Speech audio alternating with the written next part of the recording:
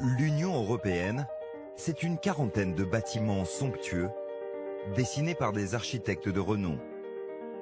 Des matériaux précieux, du personnel aux petits soins. À Bruxelles, rien n'est trop beau pour l'Europe. Tirer et on va la faire voler. Ça ne peut pas toucher, hein. Et on pousse, voilà.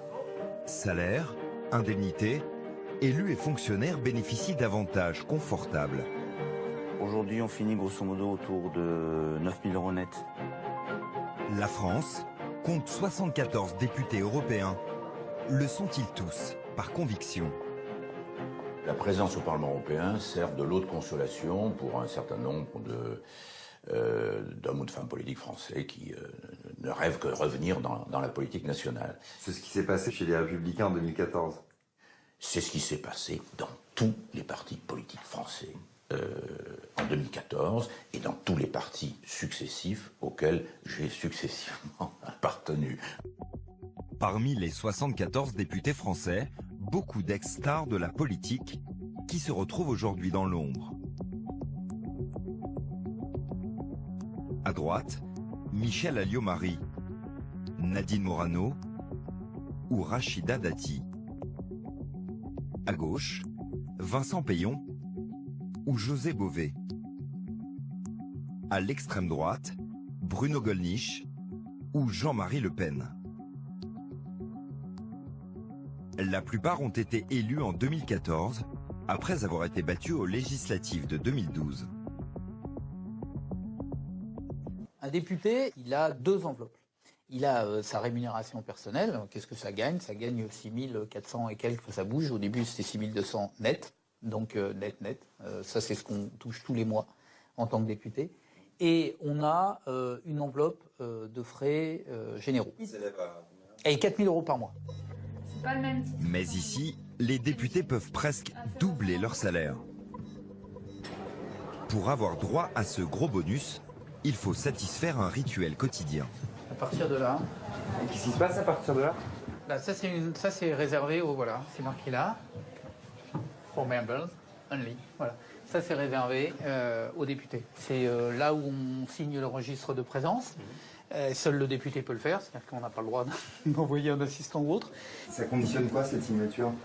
Eh ben la présence, donc les indemnités de présence journalières.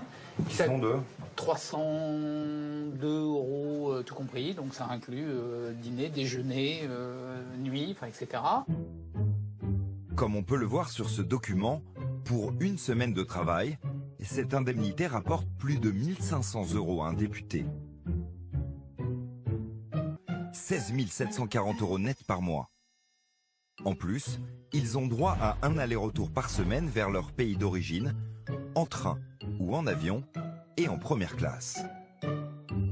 Et ce n'est pas tout. Au cours de notre enquête, nous avons découvert un petit secret jusque-là bien gardé, l'indemnité de distance. Elle figure sur ce bulletin de paiement. Nous rencontrons Elisabeth Morin-Chartier. Cette députée dirige les finances du Parlement. Je voudrais juste vous montrer ça et dites de quelle indemnité parle-t-on ici en fait? Le 25 septembre 2017, un député s'est rendu à Bruxelles, depuis la ville où il réside, à 1 heure d'avion. Nous ne le nommerons pas par souci de confidentialité. Pour ce voyage, il a perçu une indemnité de distance de 330 € qui vient s'ajouter au remboursement de ses frais de transport, comme son billet d'avion par exemple. C'est une indemnité de distance qui permet de venir jusqu'au Parlement européen. Donc ça dépend. Oui. Alors, parce que dans votre voyage, vous pouvez avoir à prendre un taxi, par exemple, ou à vous nourrir pendant votre trajet.